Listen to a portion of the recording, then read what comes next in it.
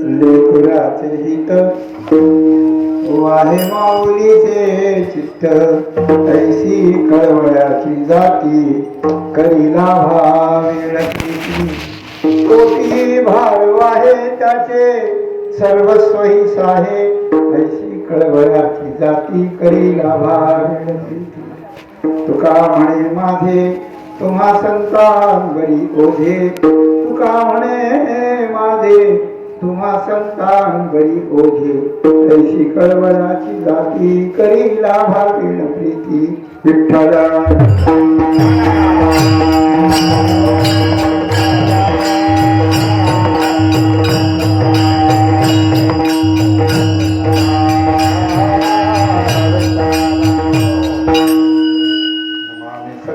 शांतं सच्चिदानंद विग्रहं पूर्ण ब्रह्म परांतं ईशमाळंदी वल्लभं योऽन्तः प्रविश्य मम वाचमिमां प्रसुप्तां सञ्जीवयत्यखिल शक्तिधर स्वधाम्ना अन्यांश्च हस्तचरणश्रवणत्वगादि प्राणान्नमो भगवते पुरुषाय तुभ्यं वाणी गुणानुकथने श्रवणौ कथायां हस्तौ च कर्मसुमनस्तव पादयोर्नः स्मृत्या शिरस्तव निवास जगत्प्रणामे दृष्टिः सतां दर्शनेस्तु भवत्तनूनां जय जय वो शुद्धे उदारे प्रसिद्धे अनवरत आनंदे वर्षतीये म्हणून अंबे श्रीमंते निजजन कल्पलते आज्ञापी माते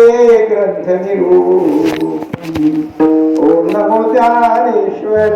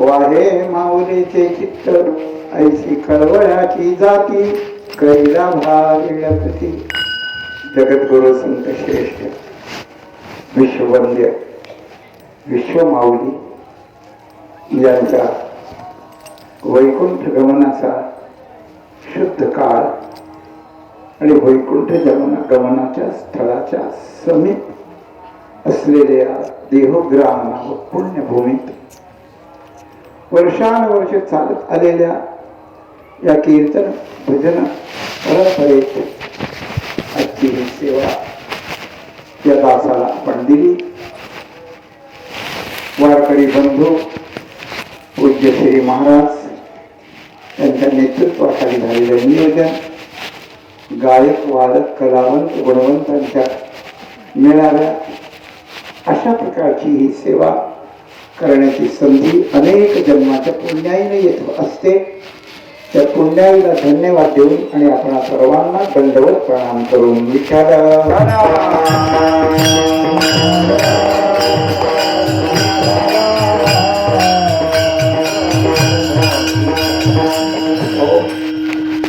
भारतीय संस्कृतीच्या ऋषी आणि संत परंपरेत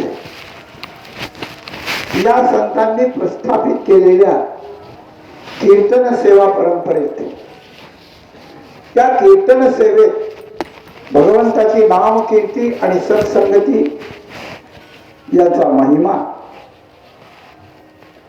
यातून साधणारं मनुष्य जीवनाचं कल्याण आणि या कल्याणाला कारणीभूत असलेल्या सगळ्या आजूबाजूच्या गोष्टी या सर्वांचा जर विचार केला तर या त्रैलोक्यात किंवा या मृत्यू लोकात महाराष्ट्रा इतकं भाग्य कुणाचंही आजपर्यंत उदयाला आलेलं नाही.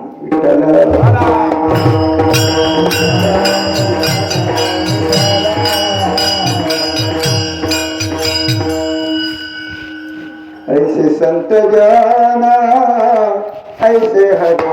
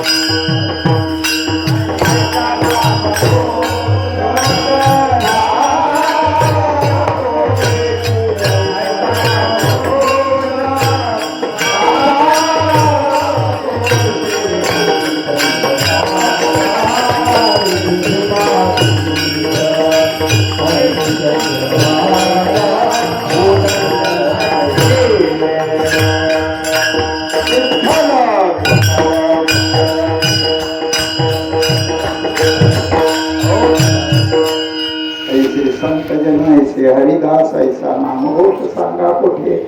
सर्व संतांनी सगळीकडे जाऊन फिरून सगळ्या भारत देशात आणि सगळीकडे जाऊन एका ठिकाणी जिंकली अशा प्रकारचे केलेला आहे. या गोष्टींचा विचार करताना संतांनी ज्या परंपरा घालून दिल्या आहेत आपण मोठ्या भाग्यानं या परंपरेच्या प्रवाहात निश्चिंतपणे अशा प्रकारचं प्रवाहित होत आहोत. ही त्याच्यापेक्षा भाग्याची गोष्ट अशा प्रकारची आहे. भाग्याची गोष्ट आहे. अशी ही परंपरा चालविताना निरनिराळ्या प्रकारचे संत सज्जन होऊन झाले. महाराष्ट्रातल्या इतकी संतांची संख्या कोणत्याही प्रांतात नाही. महाराष्ट्रातल्या संतांच्या योग्यती इतकी योग्यता दुसऱ्या संतांची नाही असं मी म्हणणार नाही.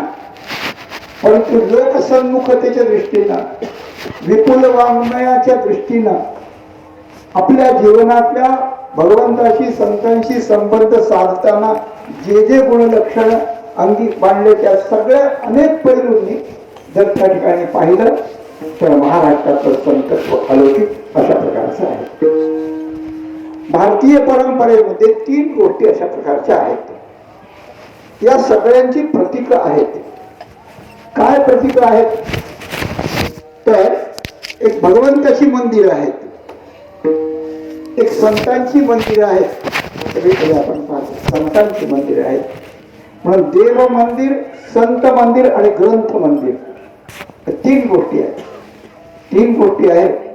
देवांची मंदिर उत्तम उत्तम बांधलेली आहेत. कर्नाटकातली जाऊन पाहिलं तर माणूस आवाज अशा प्रकारचा होऊन देतो. अर्ध्या अर्ध्या गावा एवढी मंदिर आहे. असं हे एक प्रतीक आहे. हा एक मानबिंदू अशा प्रकारचा आहे. मानबिंदू आहे. शेकडो वर्षापासून हजारो लोक बळी दिले राम मंदिराकरता आणि सगळ्यांच्या ज्यांनी ज्यांनी बलिदान केलं त्या सगळ्यांच्या बलिदानाचा आणि त्या ठिकाणी फळ म्हणून आता आपण राम मंदिराची घोषणा झाली की आपण ऐकलं. म्हणजे भारतीयांचा हा आत्मा अशा प्रकारचा आहे. 8 लाख वर्ष होऊन गेली पण भगवान रामचंद्रांचं आचरण, समर्पण, नेतृत्व सगळ्याच गोष्टी किती गुण सांगावे किती नाही त्याचं प्रतीक म्हणून जसं राम मंदिर अशा प्रकारचं आहे तशी अनेक देव मंदिर आहेत. या देव मंदिराचा जीर्णोद्धार व्हावा, त्यांची पूजा व्यवस्था व्हावी आणि तिथे सतत भजन, कीर्तन, चर्चा, शास्त्र, मानवी जीवनाच्या कल्याणाच्या गोष्टी घडत राहाव्या हा त्याच्या मागचा हेतू आहे. हा त्याच्या मागचा हेतू आहे. पण एक लक्षात ठेवायचं, देव मंदिर असलं तरी देव स्वतःचा प्रचारक कधी होत नाही. त्याच्या मंदिराची महती लोकांना सांगून तिथे आपण ठायबशी राहून लोक गोळा करून त्या देवाची महती लोकांना सांगून त्याच्या महात्म्याची प्रवाहितता ठेवणं हे देवाला जमत नाही. याच्याकरता संत लागतात, याच्याकरता संत परंपरा आहे. ही संत परंपरा सुद्धा अशी आहे की देवाचा प्रचार प्रसार करणारे संत अगदी संतादी देवर्षी नारदांच्या पासून ज्ञानोबाराय, तुकाराम महाराज, बिरोबाराय, आता जे आहेत विद्यमान संत त्या संतापर्यंत घ्या. या संतापर्यंत ही परंपरा आली आहे. पण या परंपरेत सुद्धा काही संत असे होऊन गेले की अलंकारले कवड कवडे हे निर्वचेना देवामुळे देवाच्या पेक्षा संत श्रेष्ठ की संतापेक्षा देव श्रेष्ठ याचा निर्णय अशा प्रकारचा होत नाही. संतांचं श्रेष्ठत्व देवाच्याही पुढे गेलेलं दिसतं. अनेक पैलूंनी जर विचार केला तर विस्तार न करता एवढंच बोलतो. तर त्यावेळेला देवांचं जसं मंदिर आहे तसं त्या संतांचंही मंदिर केलं पाहिजे असा भाग होता, अशी गोष्ट होती. आणि त्यानंतर त्या संतांनी त्या देवाकरता आपण शरीरानं हयात असेपर्यंत जेवढा प्रचार प्रसार केला तेवढ्याची नोंद राहते. जशी ज्याच्याकडून राहत असेल, जसं शासन असेल, जसा समाज असेल, ज्याप्रमाणे समाज कळता न कळता असेल त्याप्रमाणे ते संत हयात असेपर्यंत त्यांचं चरित्र त्यांचं हे चालतं. पण ते हळूहळू काळाच्या पडद्यात जाऊ नये, पडद्याआड जाऊ नये म्हणून या संतांचं मंदिर जसं केलं जातं, देवाचं मंदिर जसं केलं जातं तसं त्या संतांनी कायमची पुंजी म्हणून जगाकरता हे वाङ्मय निर्माण करून ठेवलेलं आहे देवानी आणि संतांनी दोघांना. गुजरातमध्ये काय नाव आहे, सोला नावाचं गाव आहे. तिथे एक मोठे भागवताचे मर्मज्ञ साधू होते. त्यांचं नाव कृष्णशंकर शास्त्री दादा म्हणतात. तिथे त्यांनी मार्बलवरती 18,000 श्रीमद भागवताचे श्लोक कोरून तयार केलेले आहेत आणि श्रीमद भागवताची शिक्षण संस्था तिथे चालते. ते ज्या वेळेला हयात होते, अहमदनगरला आले होते, फार मोठा प्रभावी महात्मा होता. तर त्यावेळेला 500 विद्यार्थी तिथे श्रीमद भागवताचं शिक्षण घेत होते. तर असं देव मंदिर असतं, देवाचा प्रचार करणारे त्यांच्याच योग्यतेचे म्हणून संत मंदिर असतं.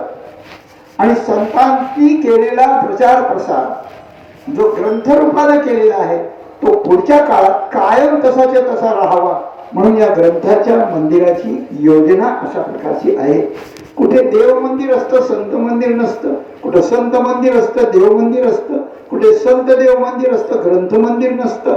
कुठे काही एक अथवा आहे, एक नाही. पण या इंद्रायणीच्या तटावर आपलं भाग्य असं की ते तीनही प्रकारचे मंदिर आहे. विठ्ठल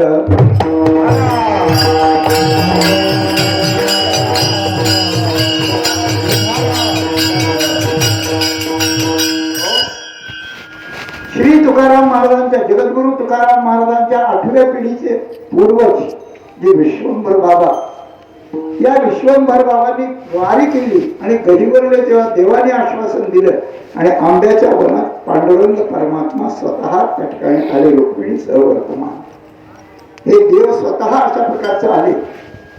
त्यांच्या पूर्वजांनी जी त्यांची प्रतिष्ठापना केली ती सेवा आज चालू आहे.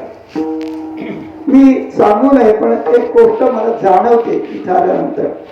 इथल्या या पांडुरंगाच्या पायाचा स्पर्श घेऊन दर्शन घेताना आणि तुकाराम महाराजांची वैकुंठारोहण करणारी जी मूर्ती आहे त्या मूर्तीच्या पायाचं दर्शन करताना अंतःकरणात जे स्पंदन जाणवतात ते कुठल्याही भागातून कुठल्याही मूर्तीच्या दर्शन घेताना ते जाणवत नाहीत असा माझा स्वतःचा अनुभव आहे. विठ्ठल म्हणून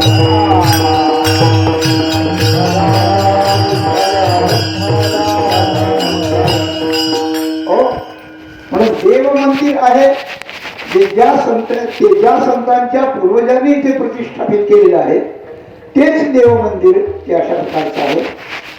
आणि त्याच देवानं या सगळ्या पिढ्यांची विश्वंभर बाबा ज्या वेळेला त्यांचं आयुष्य संपलं त्यावेळेला परमात्मा प्रगट झाले आणि विश्वंभर बाबा म्हणले तुला काय देऊ रे विश्वंभरा, आता काय देऊ. त्यांनी सांगितलं आता काय द्यायचं राहिलं, माझा तो उद्धार केला तुम्ही, माझा उद्धार तुम्ही केल्यानंतर तुमच्याशी मी एकरूप होण्याच्या योग्यतेचं आहे, तुम्ही मानल्यानंतर आणि संकल्प केल्यानंतर मला द्यायचं काय राहिले, पण तुम्ही म्हणताच तर आता मी मागतो, या माझ्या ज्या पुढच्या पिढ्या या सगळ्या पिढ्यांना तू सांभाळायचं.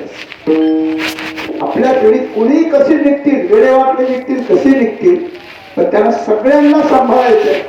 जास्त मी चरित्र सांगणार नाही, पण या विश्वंभर बाबांचे जे हरी आणि मुकुंद दोन मुलं होते, हे दोन मुलं संतत्वाचे योग्यतेचे नव्हते, रजोगुण प्रधान अशा प्रकारचे होते. आईची थोडस आईचं न ऐकणारे होते, पण त्यांचाही शेवट जिथे आला, विश्वंभर बाबांना मी शब्द दिलेला आहे म्हणून भगवंताने रणांगणात मृत्यूच्या समयी हरी मुकुंद दोघांचा उद्धार केल्याची कथा. याचा अर्थ असा की आपले जे पूर्वज आहेत त्यांनी आपल्याकरता काय काय करून ठेवलंय आपल्याला कळत नसतं. पण आपलं जीवन जर परमार्थिक असेल, आपलं जीवन जर लोकसन्मुख असेल, आपलं जीवन जर त्या ठिकाणी सदाचार, सद्भावना आणि सज्जनत्वाचं अशा प्रकारचं असेल, तर आपल्या पूर्वजांनी आपल्याला हे जीवन मिळवून दिलंय आणि त्यांनी आपल्याकरता खूप काही केलं आहे, अशा प्रकारची अशा प्रकारची कल्पना त्या ठिकाणी करून तितक्याच श्रद्धेनं आपण त्यांना भजलं पाहिजे. त्यांचं हे सगळं क्रियाकर्म वगैरे सगळं व्यवस्थित त्या ठिकाणी केलं पाहिजे, म्हणजे ते अजून आपल्याला भरभरून आशीर्वाद देतात. हे जे आपलं धर्मशास्त्र सांगतं ते 100% सत्य आहे, असं यावरून त्या ठिकाणी बनतं की विश्वंभर बाबांना मी शब्द दिलाय, आता मी आणि त्या ठिकाणी यांना मी सांभाळलं पाहिजे.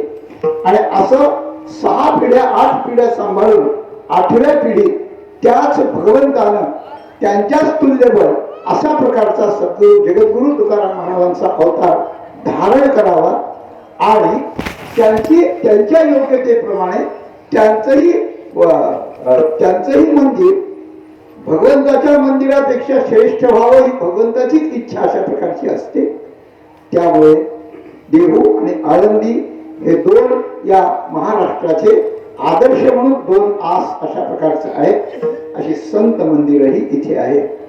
आणि त्याचा तिसरा प्रकार असा की ज्याप्रमाणे बहिणाबाईनं या वैष्णवांच्या इमारतीचं वर्णन केलं, जसं ऐसा गीता वैष्णव प्रासादू 18वा अध्याय कळस विषदू म्या म्हणतला हा भेदू जाणवनिया लोकी तरी आठी ऐसे जे दुरुनी कळसू दिसे आणि भेटीची हात बसे देवतेची किये. माऊलींनी खुलासा सुंदर अशा प्रकारचा केलाय.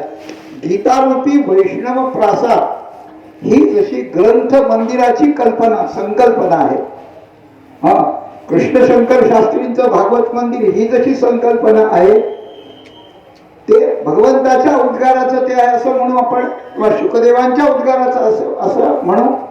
परंतु भगवंताचं मंदिर भगवान इथं आले म्हणून, तुकाराम महाराजांचं मंदिर भगवंताचा अवतार तुल्यबल देवाच्या म्हणून. परंतु तुकाराम महाराजांच्या अवताराच्या योग्यतेपेक्षा तुकाराम महाराजांच्या मुखातून आलेली जी वाणी आहे ती वाणी त्यांच्या योग्यतेपेक्षा तसूभरही कमी आहे असं आपल्याला म्हणता येत नाही.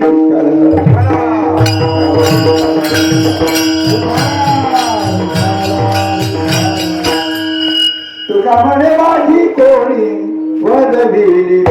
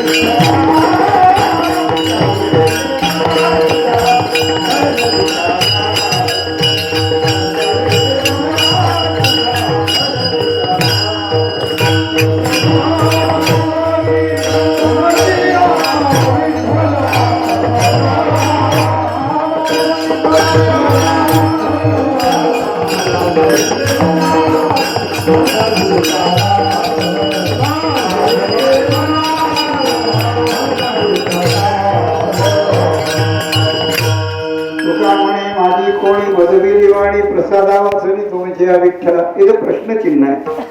आणि प्रश्नचिन्ह हे याचं उत्तर होकारार्थी असं की खरंच गोष्ट आहे, खरंच. तुकाराम महाराजांनी बालक्रीडा असताना माझी वाणी तुझे वर्णे गुणवान ही मागणीच केली होती. त्याप्रमाणे देवानं दिलं होत. तुकाराहोनी निराळा क्षरा अक्षरा वेगळा पाहे निगमकळा बोले विठ्ठल प्रसादे करीती कौतुक लाडे मध बोलविती कोडे माये बाप उत्तरे बोल गोडे बोले बोबडे पुढे तुका. कितीतरी प्रमाण अशा प्रकारचे आहे. तेव्हा तुकाराम महाराजांची वाणी अशा प्रकारची प्रसवली. ही वाणी प्रसवल्यानंतर देव मंदिर झालं. विश्वंभरा बाबाच्या निमित्तानं त्यांच्या सगळ्या पिढ्यांना सांभाळून त्याचा कळस म्हणून द्यायचा हे देवाच्या कृतीनं तुकाराम महाराज त्या ठिकाणी आले.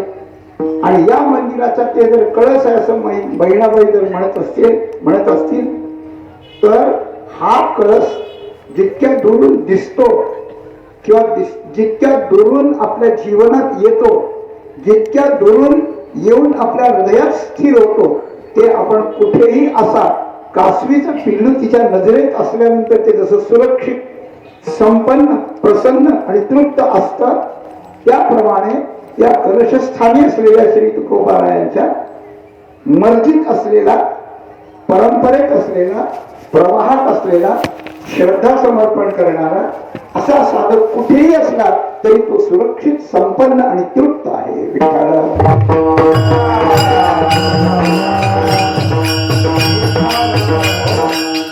म्हणून भगवंताची जी प्रतिष्ठा, ती प्रतिष्ठा भगवंताला ज्यांनी जीवन समर्पण केले तुकाराम महाराजांच्या सारखं त्यांची प्रतिष्ठा, आणि त्या तुकाराम महाराजांना जीवन समर्पण करण्याच्या बदल्यात भगवंतांनी प्रसाद म्हणून जो प्रदान केलेला आहे, हे त्याच्या मुखातून निघालेलं वाङ्मय हे त्याच दर्जाचं. देव आले, त्यांची प्रतिष्ठा केली, विशेष नाही, केलीच जाते.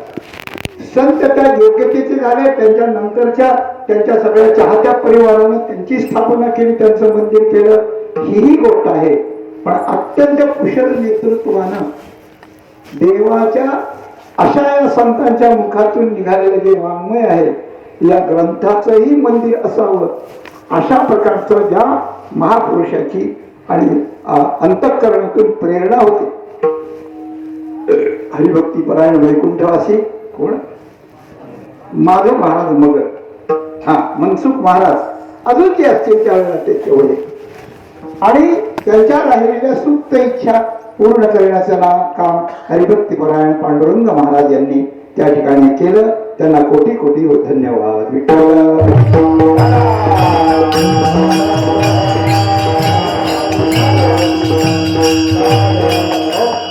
परमात्मा कुणाकडून तरी हे करून घेतो.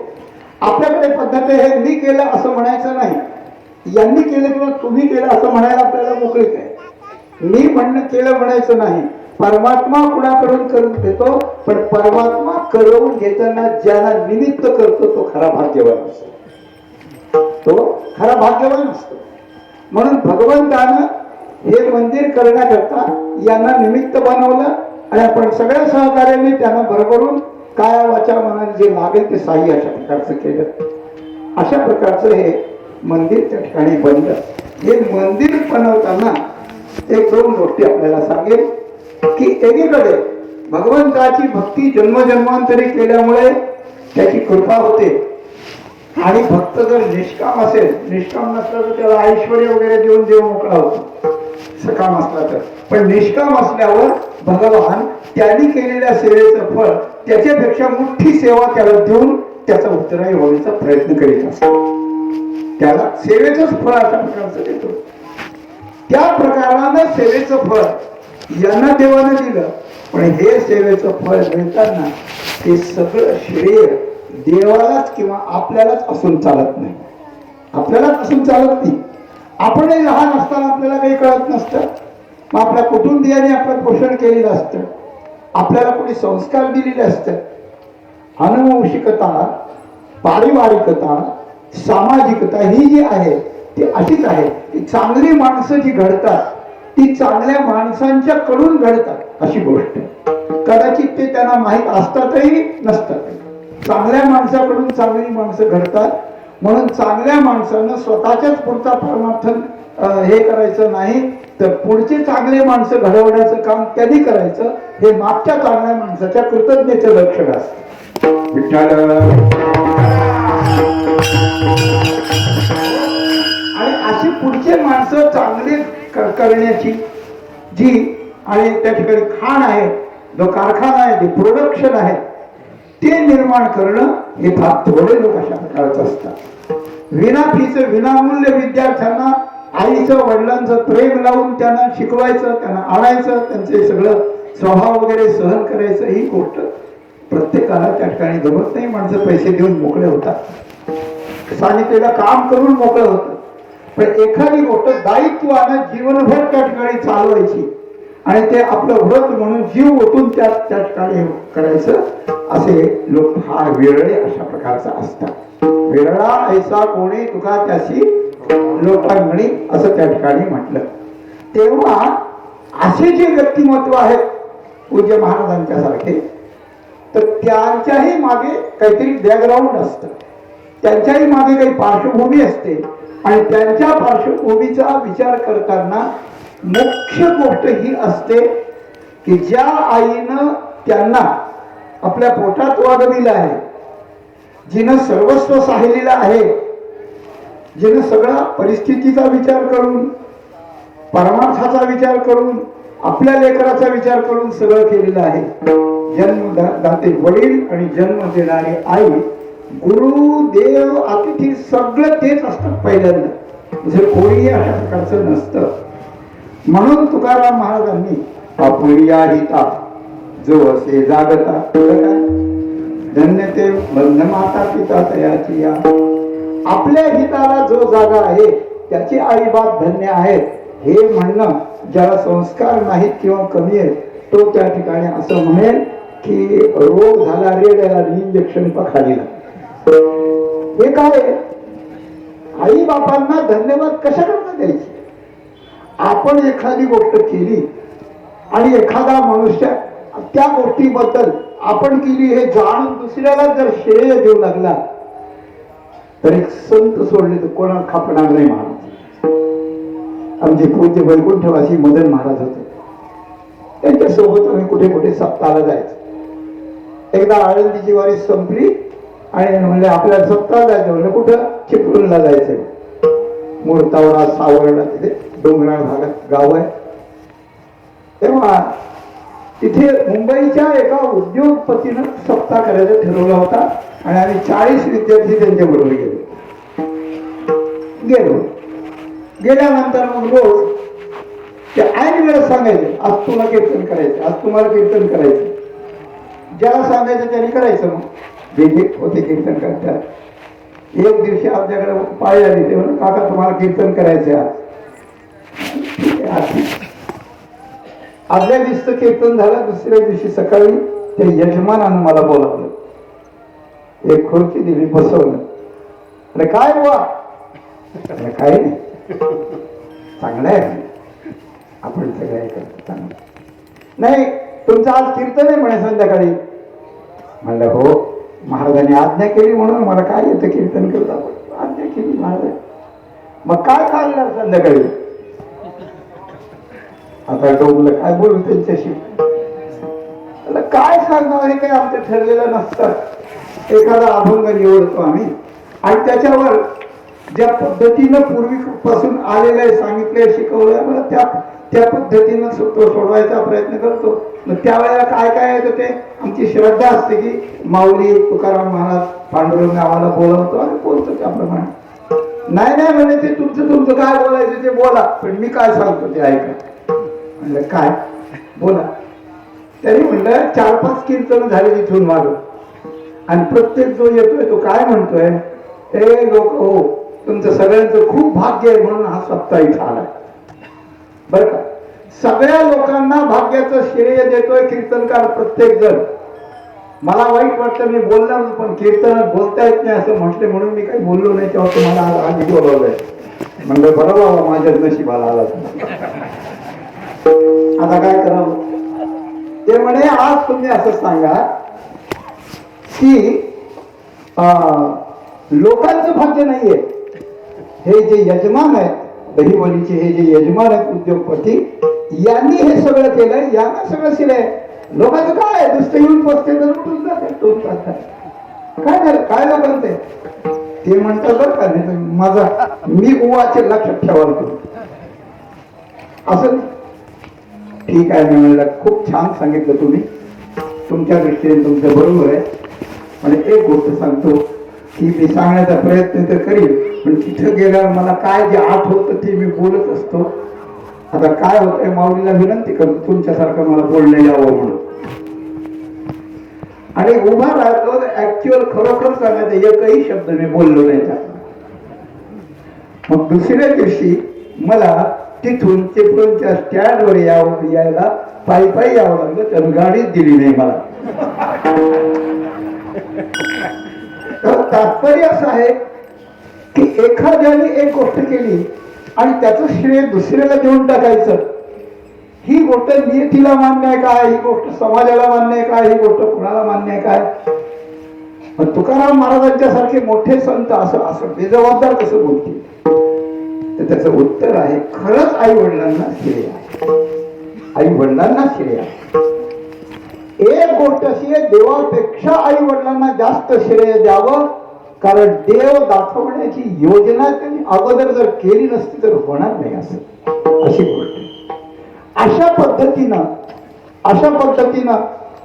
जशी आपण देवाची सेवा करतो, जशी संतांची करतो, जशी ग्रंथांची करतो, तशी आपल्या आई वडिलांची पण सेवा आपण त्या ठिकाणी केली पाहिजे. जिवंत असेपर्यंत काय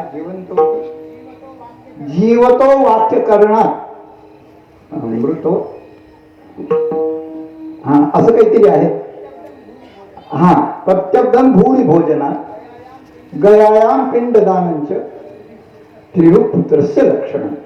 पुत्राचे 3 लक्षण आहेत म्हणे, की जोपर्यंत आई वडील जिवंत आहेत तोपर्यंत त्यांची आज्ञा पाळावी, काही त्यांना हो तू करू नये, त्यांचं मन अजिबात दुखवू नये, काही त्यांचं योग्य नसलं ना तर युक्तिवाद करावा, काही दुसऱ्याला सांगावं की यांना तुम्ही सांगा थोडस हे असं केलं तर असं होईल, त्याच्या लक्षात नसायला आलं एखाद्याने. अशी आपली मर्यादा ठेवून त्या ठिकाणी वाक्य करणार. त्यानंतर ते गेल्यानंतर प्रत्येक वर्षी भूरी भोजना, लोकांना भोजन देऊन लोकांना तृप्त करावं, त्यांच्या नावानं लोकांना भोजन देऊन त्या ठिकाणी तृप्त करावं. आणि तिसरी गोष्ट आहे, गयेला जाऊन आणि त्या ठिकाणी त्यांचं पिंड प्रदान व्यवस्थित अशा प्रकारचं करावं. गयेला आपण गेलो, आपण पंडे बरोबर करतात की नाही याचा काहीही विचार करायचा नाही. ते म्हणतील त्याप्रमाणे करायचं. आपले वैकुंठवासी गोपाळ शास्त्री गोरे बरं का, मला एक दिवशी सांगितलं त्याने की आम्ही एकदा काशीला चाललो होतो. बऱ्याच गाड्या होत्या, श्रद्धे डोंगरेजी महाराजांची कथा होती, आम्ही पारायणाला चाललो होतो आणि मध्ये गाड्या थांबवल्या त्याने अलीकडं, आणि तिथून गाडीतून उतरून ते तिथे आले. आणि आल्यानंतर त्यांनी असं सांगितलं की गोपाळ शास्त्री म्हणे काय, एक सांगतो तुम्हाला, तिथं आपण जाऊ, सगळे तेच लोक करतात, आपल्याला काही ते करू देत नाही, तुम्ही पुष्कळ ज्ञानी आहेत यात्रे पण करू देत नाही, आणि त्यांना काही विशेष येत नाही, परंतु आपण तिथं काही बोलायचं नसतं. आणि शास्त्रानं असं सांगितलंय की त्यांनी ते केलं, जे केलं ते पूर्ण मानायचं, आपण श्रद्धेने ते स्वीकारायचं, आणि त्यांना शेवटी सांगायचं झालं काय बरोबर, व्यवस्थित झालं, आता आमच्या पितरांचा उद्धार झाला, ते झालं म्हणलं की झाला, प्रश्न नाही, तिथं शंका काही करायचीच नाही.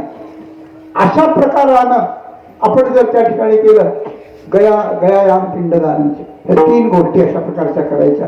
या 3 गोष्टी व्यवस्थित आपल्या आई वडिलांच्या करता केल्या तर ते जिथे असेल तिथे त्यांना सुख समाधान होतं, तिथून ते आशीर्वाद देतात, आणि आपली एकच पिढी नाही, आपल्या अनेक पिढ्यापर्यंत ते आपल्यावर लक्ष ठेवून त्यांच्या हातात जे जे अधिकार आहेत त्यांच्या पुण्याने मिळालेले त्याचा ते आपल्याकरता वापर करतात. एक दुसरी गोष्ट सांग, दुसरी गोष्ट अशी की 3 प्रकारचे पुत्र अशा प्रकारचे असतात.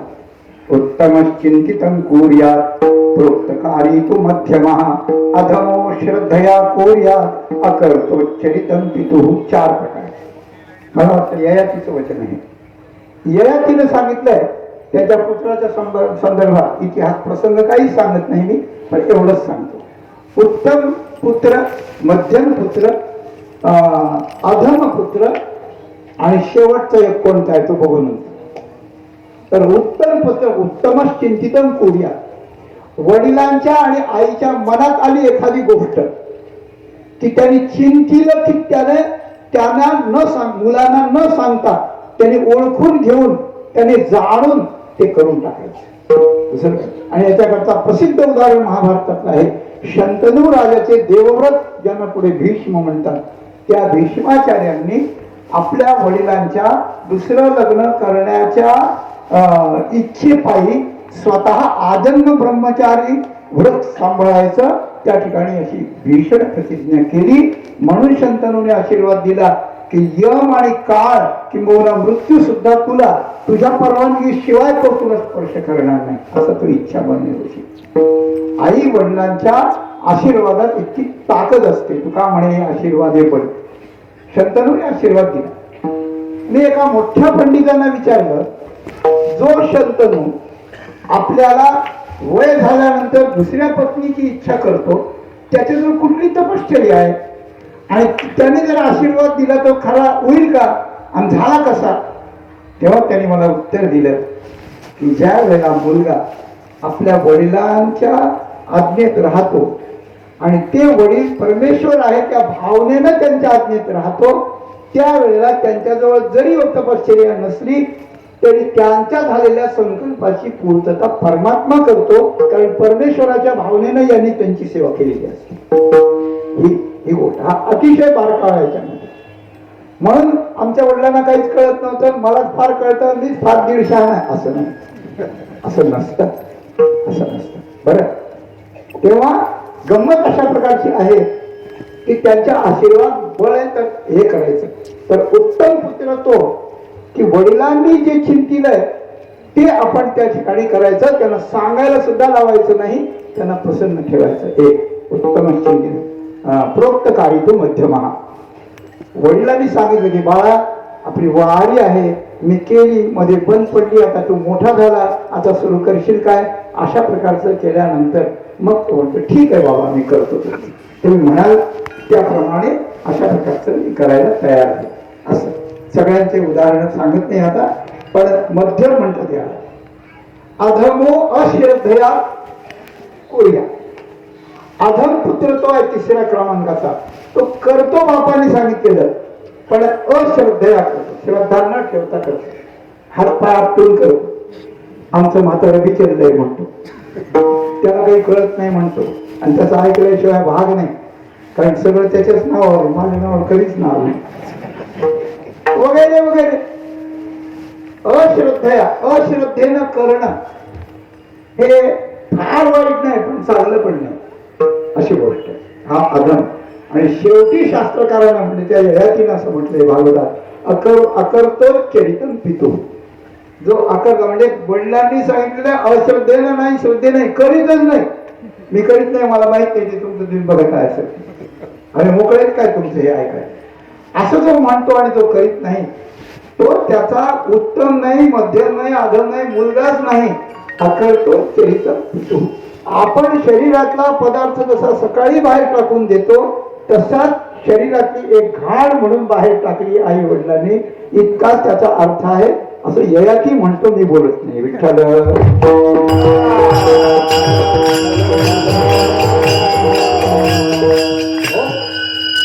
या सगळ्याचा अर्थ पुत्राचे इष्टी कुळत ह्याचे काही हेची फळ जे निर्धारित जे केवळ गोत्रा फुले, तर पुत्राचा आणि माता पिताचा जो संबंध आहे तो अशा प्रकारचा अन्योन्य नाजूक पवित्र अशा प्रकारचा संबंध आहे. म्हणून आई आणि वडील हे जर शुचिरभूत असतील तर मुलगा चांगला उपजतो, त्याने मागच्या जन्मात केलेलं असतं, अनुवंशिकता पवित्र असते, आता जन्माला आल्यानंतर संगती चांगली मिळते आणि त्याचं चिंतन आणि अभ्यासही चांगला होतो. या 4 प्रकाराने मनुष्य घडत असतो, अशी गोष्ट आहे. म्हणून त्याला अशा प्रकारचं त्याला धन्यता अशा प्रकारची देतात. तर आपल्या हिताला जाणणार म्हणजे गीता भागवत श्रवण करणारा, श्रवण करविणारा, श्रवण करविणारे निर्माण करणारा, याची महती सांगणारा, कीर्तन भजन करणारा, कीर्तन भजनाचा वातावरण निर्माण करणारा, शेकडो हजारो लोक निर्माण करणारा असा जर असेल तर तुकाराम महाराज म्हणतात, तेव्हा मला त्याची सेवा घडू, मला त्याची सेवा घडू. ज्या आई बापाचा मुलगा असा आहे, ज्या आई बापाने त्याला निर्माण केलं त्याची सेवा त्या ठिकाणी घडू द्या. तुकाराम महाराज, मी मागणी केली देवाला, त्याची मला सेवा जर घडली तर मी माझ्या देवाला पाडावा समजणार नाही.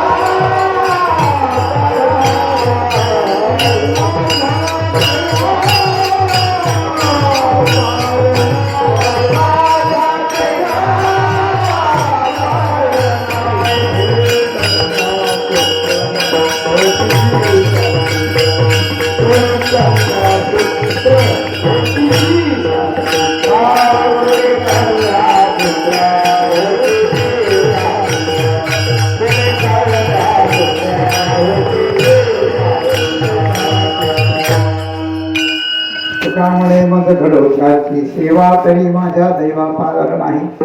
तुकाराम महाराजांनी या निमित्तानं गीता भागवताचं महत्व, सात्विक कन्या पुत्रांचं महत्व, आपल्या हिताला आपलं हित म्हणजे काय त्याची व्याख्या ध्वनित अर्थानं का होईना, त्याचं महत्व आणि त्याच्या आईबापाचं महत्व हे सगळं त्या अभंगात सांगितलं खरं.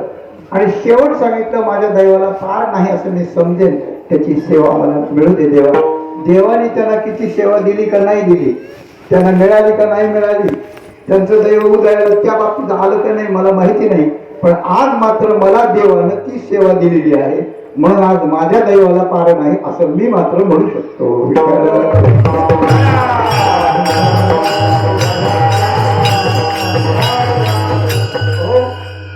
अशा प्रकारानं मातृपितृचरण एक सांगेन आपल्याला की मनुष्याची जे सायकोलॉजी, जे मानसिकता आहे, ती मानसिकता एक प्रकारे होऊन बसते.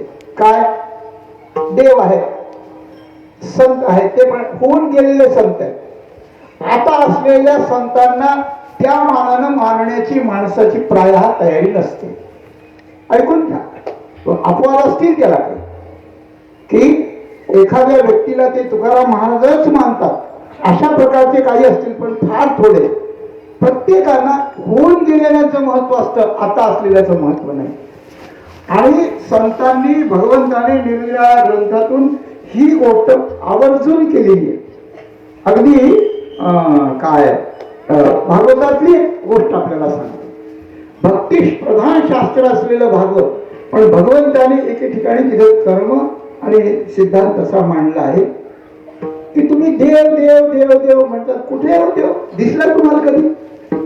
तुम्ही पाहिला? स्वप्नात आला कधी? मागं त्यांनी तुम्हाला टाळी वाजवली? कुठे तुम्हाला भीती वाटल्यानंतर तिथे येऊन उभं राहिला तुमच्या पुढं? काही नाही. अस्तिचे ईश्वर कश्चित फलरूप्यन कर्म. कोण म्हणतंय हे? परमात्मा श्री हरी, 7 वर्षाचे भगवान श्रीकृष्ण म्हणतात. ईश्वर नाही असं म्हणत नाही, पण ईश्वर जरी असला तरी तो आपल्या कर्माप्रमाणे आपल्याला फळ देतो. कर्म आपल्यालाच करावं लागतं, ही गोष्ट आहे. आपण शास्त्राप्रमाणे, संतांनी सांगितल्याप्रमाणे चांगलं करावं, ते निष्काम निरहंकारतेने ईश्वराच्या चरणी समर्पण करावं, मग तो आपल्याला उद्धार करील. कामना असली, अहंकार असला तर त्याप्रमाणे फळ देऊन मोकळा होईल. त्याच्या पद्धती ठरल्यात, शास्त्रकारांनी सांगितल्या, संतांनी आचरून दाखवल्यात. आपल्या सुखी डोक्यात जेवढं बसल तेवढं तरी घ्या, याचा प्रश्न नाही. तर त्यावेळेला भगवान म्हणतात की ईश्वर देव असला तरी न दिसणारा देव आहे, पण गाय देव असून दिसणारा देव आहे. हिची सेवा करा ना तुम्ही, हिची सेवा करा. संत दिसणारा देव आहे याची सेवा करा. ब्राह्मण दिसणारा देव आहे याची सेवा करा. गरीब दुबळी माणसं की जे पाप करू शकत नाहीत, पण त्यांच्याकडे दुर्बलता आली आहे, त्यांच्याकडे काही नाही, त्यांची सेवा ईश्वर म्हणून करा.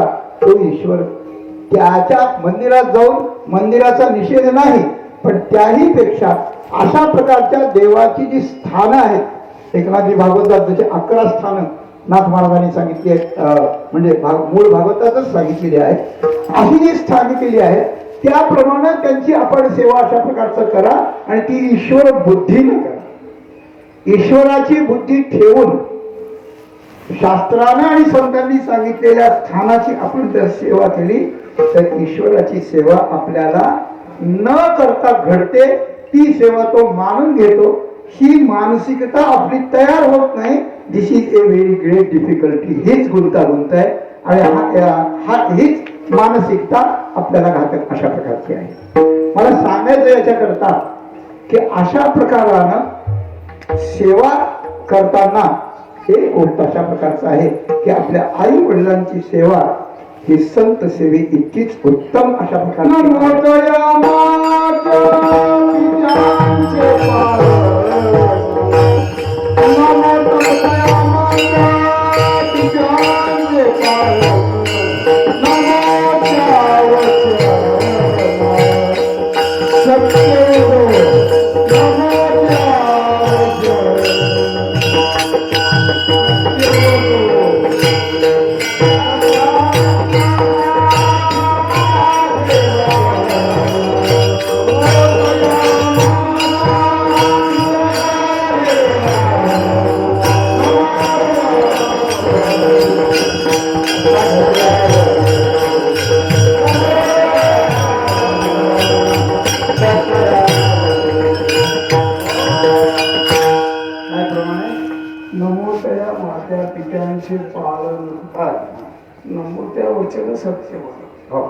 सत्यवादी नमोतया मात्या पित्यांचे पालन. तेव्हा सत्यवदन बोलणारा, आई वडिलांचं पालन करणारा याला नमस्कार असं महाराज म्हणतात.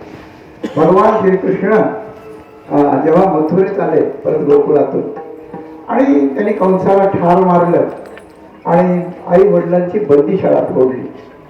फोडल्यानंतर दोघांनाही साष्टांग नमस्कार करून वसुदेव आणि देवकी माता भगवंतांनी क्षमा मागितली की 11 वर्षे तुम्हाला या कारागृहात फसावं लागलं, राहावं लागलं. माझ्यासारखा पुत्र असून मला काही करता आलं नाही, त्याकरता तुम्ही मला क्षमा करा. त्यावेळेला भगवंतानं एक वाक्य अशा प्रकारचं सांगितलं, यस्तयोरात्मजकल्प यस्तयोरात्मजकल्प आत्मना च धनेन च मुक्तिन्न दद्यात्तं प्रेत्य स्वमांसं खादयन्ति. हे भगवंताचे उद्गार आहे की आई बाबा ऐका, जो पुत्र आई वडिलांचा पुत्र असून त्याच्याजवळ शरीराची शक्ती आणि त्याच्यावर धन या 2 गोष्टी असून जो आई वडिलांना विचारित नाही, महत्व देत नाही, त्यांची सेवा करीत नाही, त्यांच्या जवळ राहत नाही, त्यांची काहीतरी करून त्यांना त्यांची हाल अपेक्षा करतो, अशा मुलाला ईश्वराच्या राज्यात, हे ईश्वरच बोलतोय म्हणजे माझ्या राज्यात अशा मुलांना खायला अन्न मिळत नाही. त्यांना हा जन्म संपल्यानंतर स्वतःचं मांस तोडून खावं लागतं भुकेची पीडा राखण्याकरता, असं भगवंताचं वचन आहे.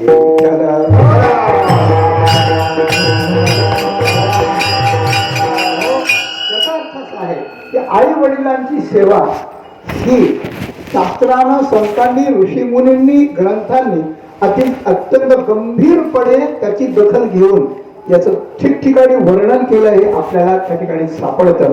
तर याचा अर्थ असा की असं काय असतं यामध्ये, असं काय असतं की अरे हजारो वर्ष तपश्चर्या करून भगवान स्वप्नातही येत नाही आणि तो पुंडलिक आई वडिलांची सेवा करतो, तो त्याच्याकडे येतो त्याला बळत म्हणतो होय मी आलोय मी आलोय मी आलोय. तो लिमिट करे बस त्याच्या उभा आणि त्याने जायची त्याची त्याने उभं राहायचं आणि त्याने आल्यावर त्याला म्हणायचं आता खाली बसायचं जण कुठं जायचं नाही. एवढी मोठी शिक्षा आहे. जुलै झाली 28 अजूनही म्हणशी बैस अशी गोष्ट आहे. एवढं काय आहे तर एवढंच आहे आणि त्याचं कारण संतांचं महत्व संतांच्या परीनं, देवांचं महत्व देवाच्या परीनं, ग्रंथांचं महत्व ग्रंथांच्या परीनं. कशाची तुलना करू नये, पण तुलना केल्याशिवाय कळत नाही म्हणून सामान्यापुढे तुलना करावी लागते. म्हणून तुलनात्मक तौलनिक अभ्यास करून संतांनी आणि त्या ठिकाणी हे मांडण्याचा प्रयत्न केला. संत कसे आहेत? आईसारखे. आई कशी आहे? संतासारखी. आजचा जो प्रासंगिक विषय आहे तो पूजनीय पांडुरंग महाराजांच्या मातोश्रीच्या पुण्यस्मरणाचा दिवस असल्यामुळे सेवेसाठी घेतलेला अभंग संतांचं वर्णन आणि आईचा दृष्टांत रूपकानं 3 चरणात रूपक करून दिला असला तरी आज मी याच्यात प्रवेश करताना थोडा वेगळ्या पद्धतीने बोलायचा प्रयत्न करतो. आपण चूक वाटली तर क्षमा करा. आज संतांना आईची उपमा नाही द्यायची, आज आईला संतांची उपमा द्यायची. उपमान आणि उपमेय याच्यात ट्रान्सफॉर्मेशन करायचं, याच्यात बदल करायचा. संत कसे असतात? आईसारखे. आज असं नाही सांगायचं आज आई कशी असते? संतांसारखी अशी गोष्ट. संत आईसारखे असतात असं म्हटलं तर काही बाबतीत संत आईसारखे असतात आणि काही बाबतीत अजून श्रेष्ठ असतात ते असं म्हणता येईल. पण आई संतासारखी असं म्हणायचं तर आई काही संतासारखी असते आणि काही आई पण वेगळीच असते अशी गोष्ट आहे. संतांनी इतकं महत्व दिलं तर ते महत्व काय आहे तर त्याचे उत्तर अशा प्रकारचं आहे की आईच्या पोटात जीव येतो तेव्हापासून तिचं त्या ठिकाणी कर्तव्य सुरू होतं आणि ती ते पालन अशा प्रकारचं करते. तर ही पालन करताना आईचं कर्तव्य लेकरासाठी काय असतं संत आपण नंतर बघू. आणि आईचं महत्व सांगायचं म्हणजे संतांचं कमी करायचं असा गैरसमज नाही करायचा. संतांचं महत्व आहेच आहे, पण संत हे खूप त्याग करून देवाची भक्ती करून तपश्चर्या करून संत झाले. या आईनं संतांच्या पदवी बरोबर बसायला आईनं काय केलंय? आई कोणत्या जन्मातून आली, कोणत्या योनीतून आली, काय केलंय? काहीच नाही केलं. मग संतांची बरोबरी तिला का असावी असा जर प्रश्न आपण विचाराल तर तुकाराम महाराजांच्या शब्दाचाच खोच आणि बारकावा असा आपल्याला दिसेल की खरोखरच आईचं महत्व आईचंच महत्व आहे. अभंगाच्या पहिल्याच्या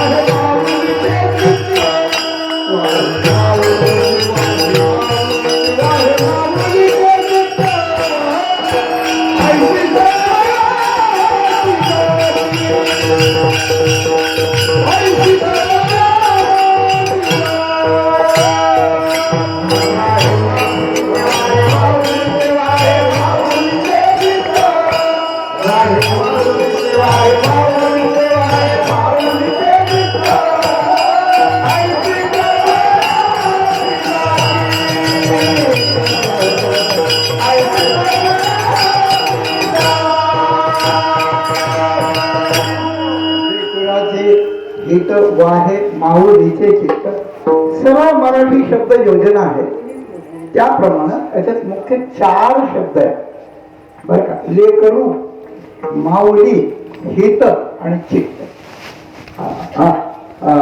काय मराठी साहित्यामध्ये मानवी जीवनाच्या कल्याणाच्या दृष्टीनं ही जी शब्द योजना आहे ती अलौकिक शब्द योजना आहे. इथं मुलगा बाळ असं काही नाही म्हटलं, लेकरू म्हटलंय.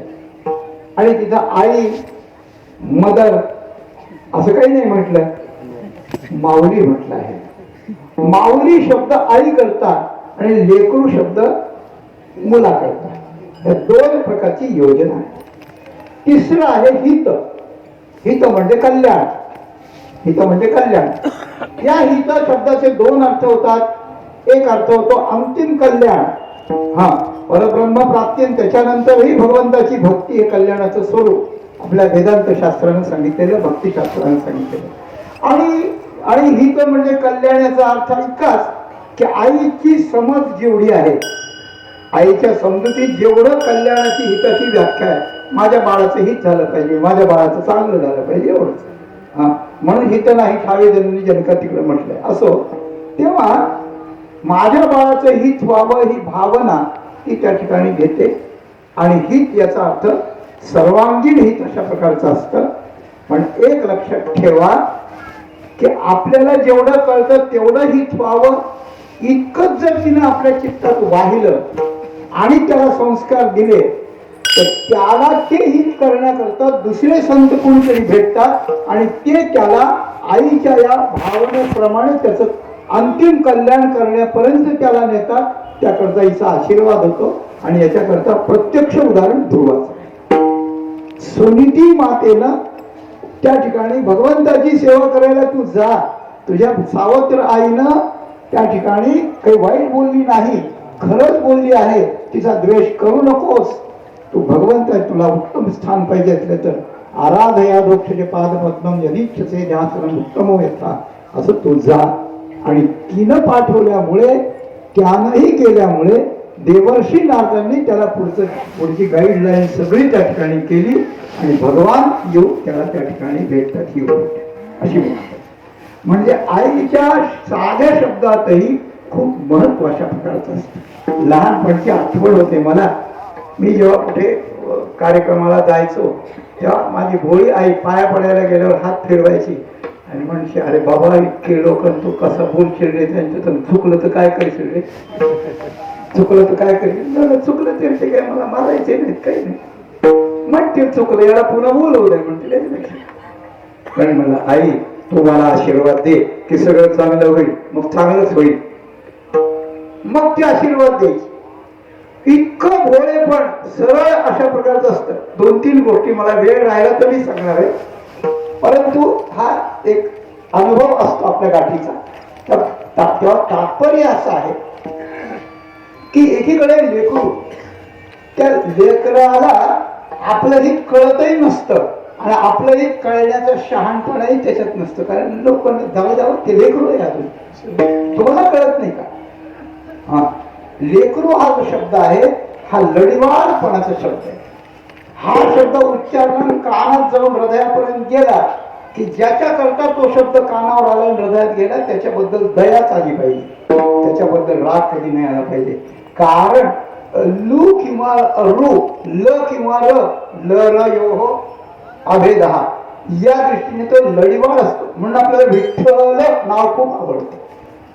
ल शब्द तेव्हा लेकरू आहे ना, लेकरू.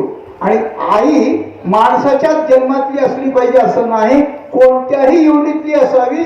लेकराच्या बद्दल तिचा हात भाव असतो. आईचं लेकरू, गाईचं वासरू, म्हशीचं वगारू, शेळीचं बकरू, मेंढीचं कोकरू, घोडीचं शिंगरू. सगळ्याला रू आहे की नाही, रू लागलाय सगळ्यांना. आणि माग काही नसलं तरी नुसता रू घेतलं तर गादीत भरायचं रू. त्याला माग काहीच नाही पण गादीत भरायचा नुसता रू असला तरी त्याच्यावर झोपणाऱ्याला आराम देतो, तो आराम देतो अशी गोष्ट. म्हणून काही काही उच्चार असतात. हा हा लेकरू, तुझा गाय काय शब्द, हा संस्कृतात हा शब्द नाही. लेकरू नाही, कोकरू नाही, बकरू नाही, काही नाही. वासरू शब्द जो आहे ना तो संस्कृतातून आलेला आहे. त्याला मूळ शब्द आहे वत्स. बरोबर आहे का? वत्स हा शब्द आहे.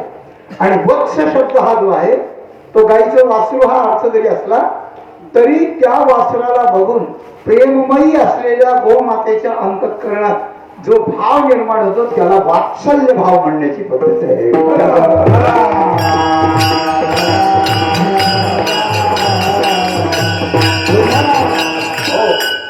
तर वत्साचा वासरू शब्द झाला असेल आणि तो जर वात्सल्य भावाचा द्योतक आणि प्रेरक उद्बोधन असेल तर लेकरू, बकरू, कोकरू, शिंगरू काही घ्या, या सगळ्यांच्या आयांच्या मध्ये त्या आपल्या बाळाच्या, आपल्या लेकराच्या बद्दल तोच भाव त्या ठिकाणी निर्माण होतो.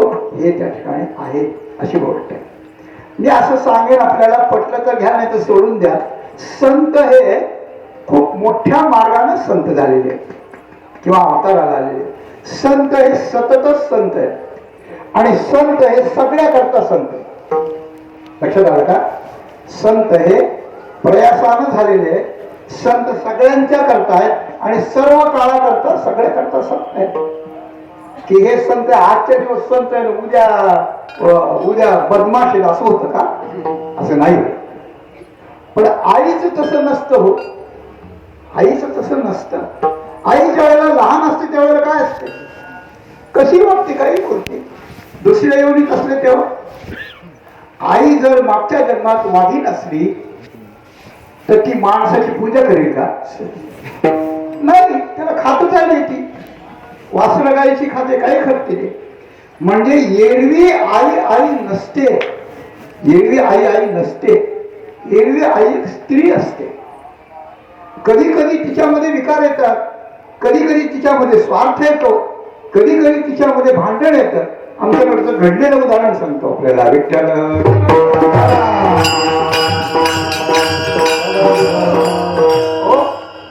एक लहान मूल असलेली आई पाळण्यात मूल टाकलं. घडलेली गोष्ट आहे बरं. आणि ती पाळ्याला गेली.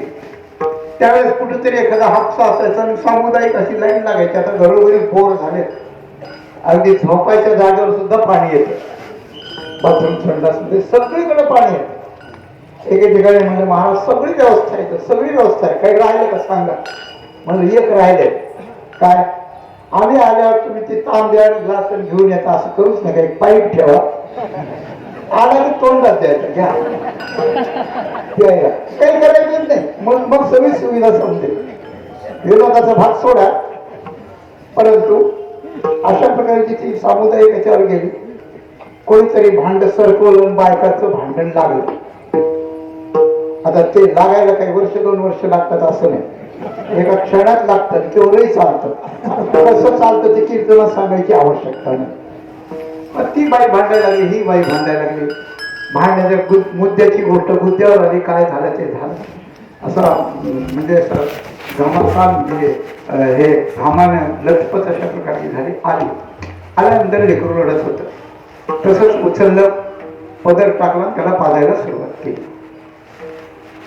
पाजणं झाल्यानंतर ते कसं तरी करायला लागलं. डॉक्टरना बोलवलं.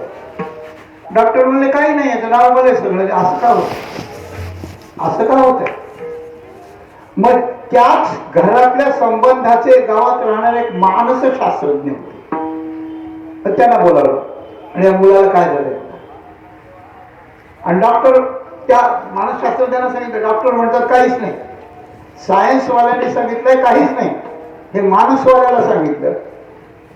मग त्यांनी चौकशी केली. आधी काय झालं होतं, तुम्ही कुठं होत्या, कुठं गेल्या होत्या, काय झालं होतं. मग सगळ्यांनी सांगितलं की आधी 2-3 मिनिटापूर्वी कडाक्याचं भांडण केलं होतं आणि मग या मुलाला घेतलं. मुलगा खूप लहान होतं, कोवळं होतं. त्या मानसशास्त्रज्ञांनी सांगितलं माफ करा, तुम्हाला जो भयंकर क्रोध आला त्या क्रोधामुळे या दुधाचं विष झालं आणि ते याला गेलं. आता हे मूल जगणार नाही. मूल जगलंच नाही, मूल मरून गेलं. इतकी गोष्ट, इतकी गोष्ट. त्याप्रमाणे आई लेकराच्या करता संतांच्या सारखी असली माय बापे सारी सरती माय बापे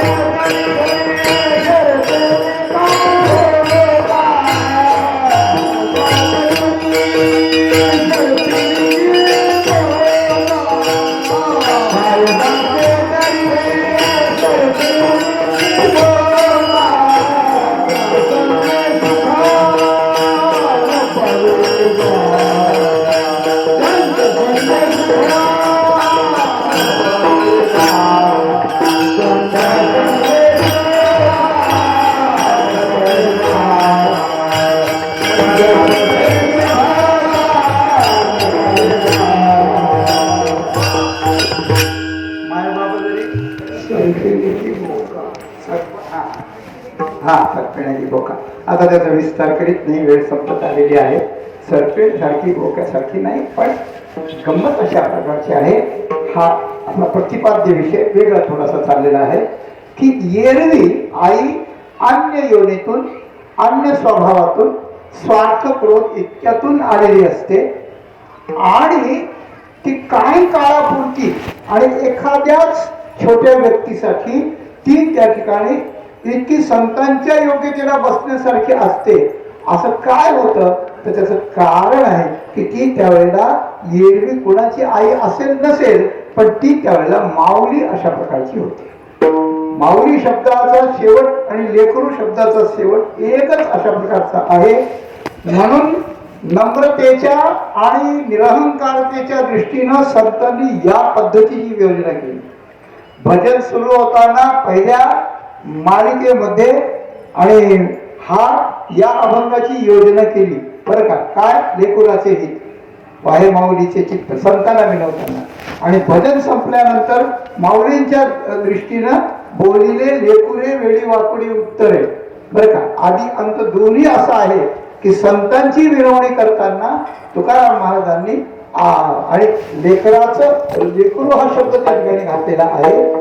म्हणून जे लेकरू की त्याला काहीच कळत नाही, त्याला काही करताही येत नाही, त्याची कुठल्याही प्रकारची क्षमता नाही, अशा वेळेस त्याचा व्यवहार परमार्थ सगळं नीट व्हावा म्हणून जी त्या ठिकाणी आपल्या चित्तात त्याचं हित वाहते. हित म्हणजे कल्याण आणि चित्तात वाहते. मनुष्याच्या जीवनात जसे बाहेरचे इंद्रिय आणि शरीर आहे तसं अंतःकरण मन बुद्धी चित्त अहंकार आहे. आणि मी विस्तार करत नाही, पण या चार जे पैलू आहेत त्या चार पैलू सगळ्यात मुख्य चित्त आहे. चित्त मुख्य आहे. भगवान चोरतो गोविंद ते चित्तच चोरतो, दुसरं काही चोरत नाही. कारण मनाला एखादी वस्तू आवडते, बुद्धीला पटत असते, अहंकार त्याला उराशी बाळगून धारण करीत असतो, पण त्याला नीट प्रकारचं स्थिर ठेवून त्याचं चिंतन करीत राहणं याचं महत्व असतं. म्हणून तिच्या चित्तामध्ये याचं हित बसलेलं असतं आणि या लेकराचं हित बसलेलं असतं. म्हणून साधकाच्या दृष्टीने लेकरू, कृपा करण्याच्या दृष्टीने माऊली, मनुष्याच्या कल्याणाच्या दृष्टीने हित, आणि ते तिच्या चित्तात अशा प्रकारचं असतं. महाराज म्हणतात ऐशी कळवळ्याची जाती करी लाभा भिन प्रीती. कळवळ जात्याच कळवळ अशी गोष्ट आहे. म्हणून एरवी संतत्व किंवा माऊलीत्व नसतानाही ती वेळ आली, लेकरू पोटात आलं, जन्मलं, लहान असलं आणि त्याचं ते सक्षम होण्यापर्यंत आईच्या अंतःकरणात परमात्मा अशा प्रकारचं संतत्व, परोपकारत्व, समर्पणत्व आणि हितचिंतनत्व परमात्मा तिला प्रदान करीत असतो. आणि अशा वेळेस ती कळवळ्याची जाती ती कळवळा अशा प्रकारचं करते. जसे हे चार शब्द आहेत तसे या चार चरणात चार शब्द आहेत. पहिल्या चरणात हित आहे, दुसऱ्या चरणात प्रेम शब्द आहे, प्रीती शब्द आहे, प्रीती शब्द आहे बरं का. तिसऱ्या चरणात साहे हा शब्द आहे, सहन करते हा शब्द आहे. असे तीन चरणात तीन शब्द आहेत. या तीन शब्दाला धरूनच तुका म्हणे माझ्या संतावर ओझे असं तुकाराम महाराज. पहिल्यांदा काय आहे, पहिल्यांदा चित्त शब्द आहे किंवा काय लेकरू वाहे माऊलीचे चित्त. हा हित शब्द आहे, हित. हित म्हणजे कल्याण. आपलं कल्याण करणारे जे जे कोणी आहेत, संत, देव, ग्रंथ, तीर्थयात्रा, काय जे असतील ते सगळ्यात अग्रेसर आई अशा प्रकारची आहे. हित वाहण्याच्या बाबतीत काय मोठेपणे तिच्यात असं तिला कळत जास्त नसेल, ती एरवी संतत्व किंवा माऊली पण तिच्यात नसेल, पण तिचं जे प्रेम आहे ते प्रेम लाभा वाचून प्रेम आहे, हा त्या प्रेमाचा विषय. हित चित्तात ठेवायचं आणि लाभा वाचून प्रेम करायचं, या दोन गोष्टी. सगळे लोक जे प्रेम करतात ते लाभाच्या आशेनं करतात. लाभाच्या आशेनं जे केलं जातं त्यालाच लोभ म्हणतात. आणि लोभ हा परोपकार नाहीये, लोभ हा विकार आहे. एखादा माणूस आपल्याकडे हे करतो, एक पाटील तलाठी बसले, हुरड्याचे दिवस आहे, हुरडा चोळायचं काम चाललंय, नोकर चोळून देतात, त्याचा कवळा ते पाटील घेतो आणि घेतल्यानंतर फुंकतो चांगला, गरम गरम गरम गरम, तोंडाला पाणी येऊ देऊ नका तुमच्या. आणि तो भाऊसाहेब घ्या म्हणतो, त्याला देतो.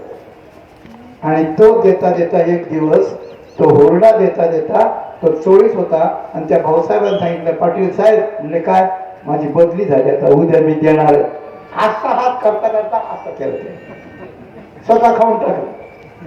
का झालं असं? तर तो तलाठी याला गावातल्या लोकांच्या जमिनी उलट्या पालटे 7 बारे बनवायकरता उपयोगी होतो, म्हणून ते हुरडा जात होता. त्याच्या बापाने ठेवलं का हुरडा? कसला हुरडा काय? म्हणून प्रत्येक लोक दिल्या घेतल्यातून स्वार्थाच काहीतरी उद्देश म्हणत असतो की हे केलं म्हणजे आपल्याला हे मिळणार, हे केलं म्हणजे हे मिळणार. परमार्थाच्या प्रांगणात एक संतच असे आहेत आणि व्यवहाराच्या प्रांगणात एक आई किंवा माऊलीच अशी आहे की ती लाभाविण प्रेम करते. लाभाविण प्रेमाचा जो ओरस आहे, जो वर्षाव आहे, हा सगळ्यात मोठा त्याग आहे. आणि या सगळ्या मोठ्या त्यागापायी त्या आईचा देव ऋणी होऊन त्या लेकराचं कल्याण करतो, अशी गोष्ट आहे. म्हणून व्यवहारामध्ये कोणत्याही जन्माला जा तुम्ही, पण जर स्त्री जन्माला जाल आणि तुम्हाला जर लेकरू होईल तर तुम्हाला ती वृत्ती संत वृत्तीच्या ठिकाणी प्राप्त होईल. ही आईची विशेषता. संतत्व नसताना संतत्व येणं ही आईची विशेषता एक कांकणभर जास्त अशा प्रकारची वाटते. म्हणून लाभाविण प्रीती हे लेकुराचे हित चित्तात वाहे, याला एक सपोर्ट देणारी लाभाविण प्रीती आहे. तिसरी गोष्ट त्याचे सर्वस्वहीच आहे, बरं, पोटी भारव आहे, त्याचे सर्वस्वहीच आहे. मी म्हणतो कोण्याही बहादर पुरुषानं, बरं का, मुलाचं वजन किती असतं? 7 पाऊंड 8 पाऊंड असतं ना, 5 ते 7 पाऊंड असतं, म्हणजे 3.5 किलो. 3.5 किलोचा दगड कोणत्याही पुरुषाने असा पोटाला बांधायचा आणि 9 महिने वाढवून दाखवायचे. कोणी दाखवा, 5,000 रुपये बक्षीस. मला माहिती कोणी असं करणार नाही. त्याचे कारण, माणूस ओझं कमरेवर घेऊ शकतो, माणूस ओझं खांद्यावर घेऊ शकतो, माणूस ओझं डोक्यावर घेऊ शकतो, माणूस जन्मभर संसाराचं ओझं गाढवासारखं मनात वागवतो. पण पोटात ओझं झालं, पोटात एखादा गोळा आला, एखादं काय ट्युमर त्याला म्हणतात तो आला, तर माणूस किती व्याकुळ होतो, ऑपरेशन करून काढावा लागतो.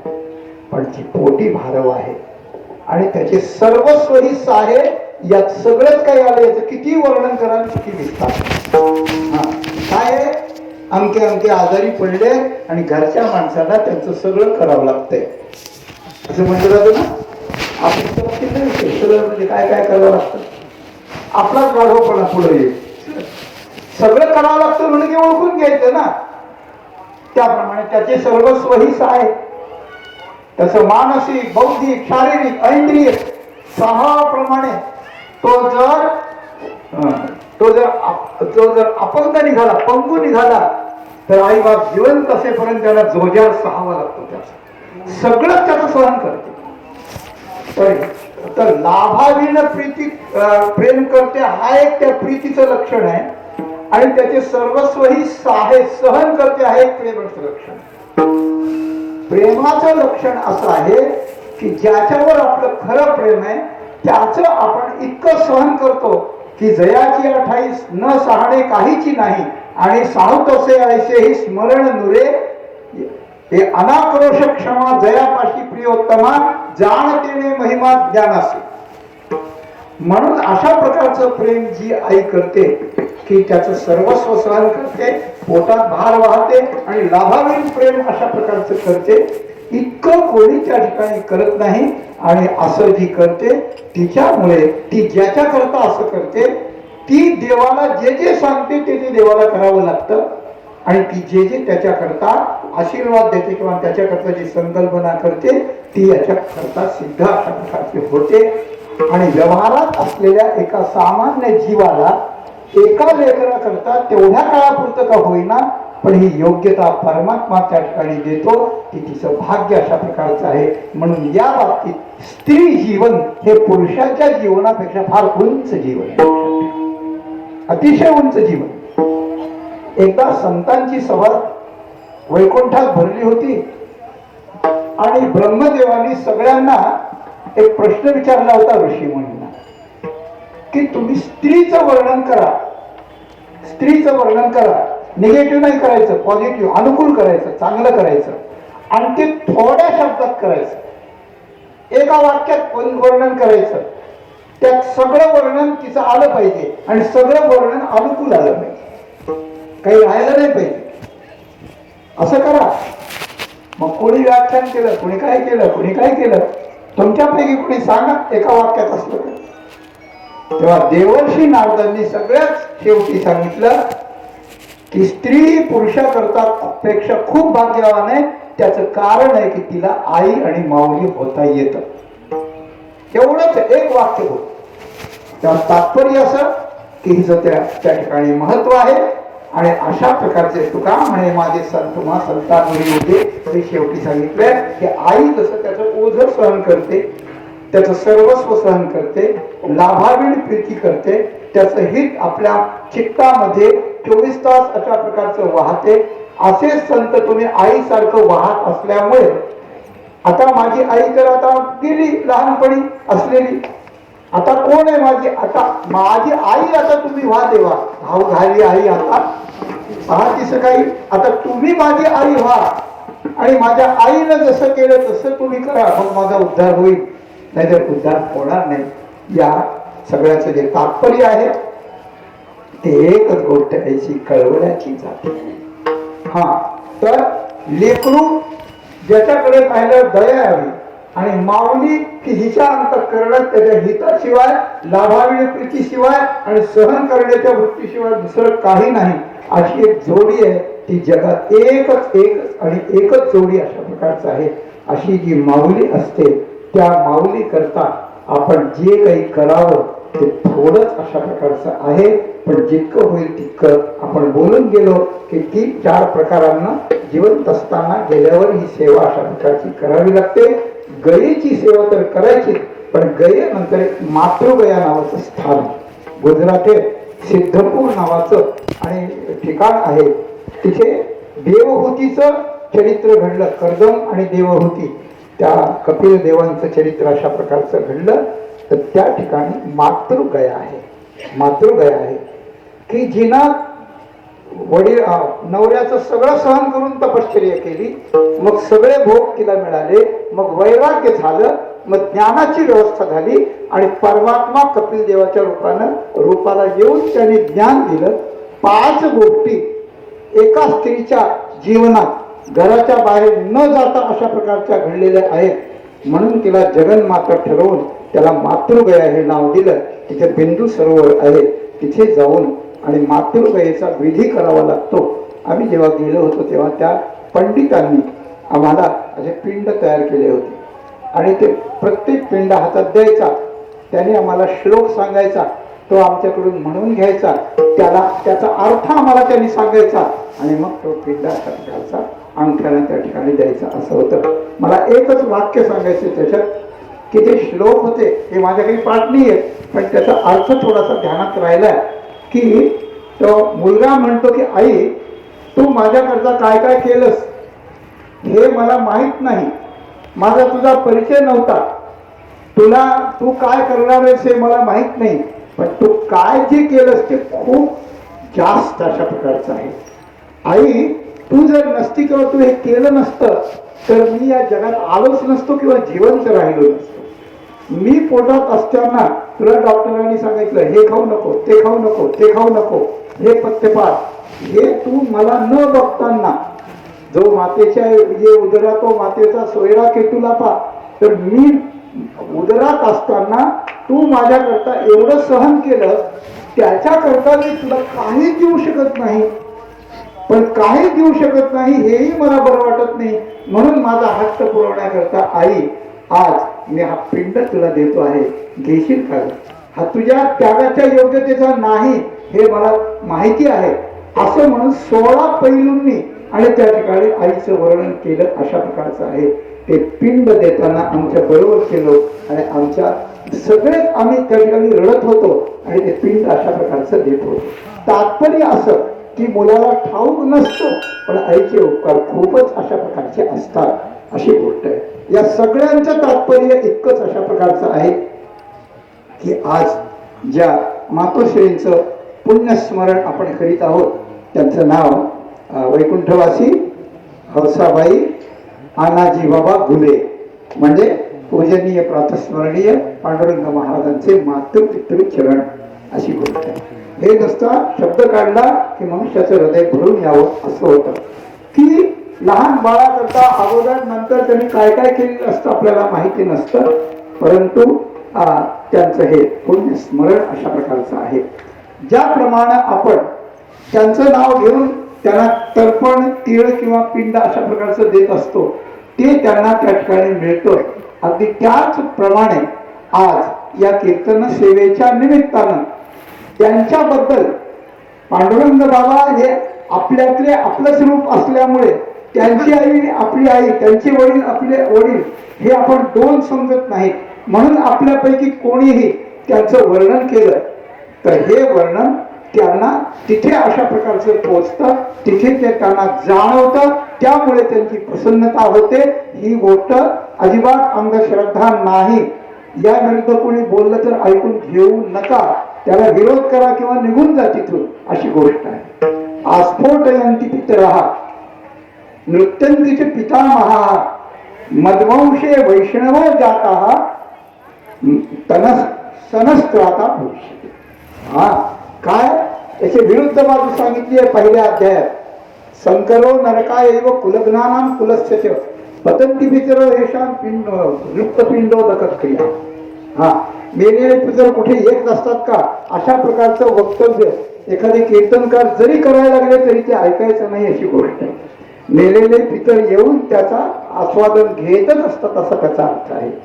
तर शास्त्रकार असं म्हणतात ज्या वंशात असा वैष्णव पुरुष जन्मतो, ज्या वंशात असा वैष्णव पुरुष जन्मतो त्यावेळेला आपण उत्सव करतो, पण पितृलोकातही उत्सव होतो. आस्फोटयंती पितरहा टाळ्या वाजवून आणि त्या ठिकाणी पितराला खूप आनंद होतो, टाळ्या वाजून एकमेकाला सांगायला लागतात.